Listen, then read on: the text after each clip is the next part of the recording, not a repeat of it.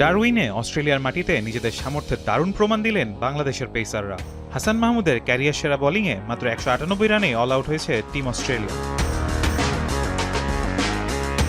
শুরুতে ২ রানে জীবন পাওয়া স্টিভেন স্মিথই ছিলেন পথের কাঁটা হয়ে। সেই কাঁটা তুলেই বাংলাদেশের পথ সহজ করেছেন পেসার হাসান মাহমুদ। অজিদের বিপক্ষে ৫৫ রানে ৬ উইকেট নিয়েছেন হাসান, যা টেস্টে বাংলাদেশের কোনো পেসারের তৃতীয় সেরা বোলিং।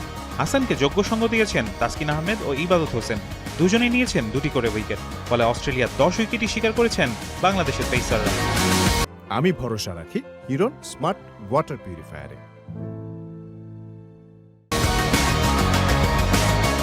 টেস্টে দ্বিতীয়বারের মতো এক ইনিংসে প্রতিপক্ষের সবকটি উইকেট নিলেন বাংলাদেশের পেসাররা।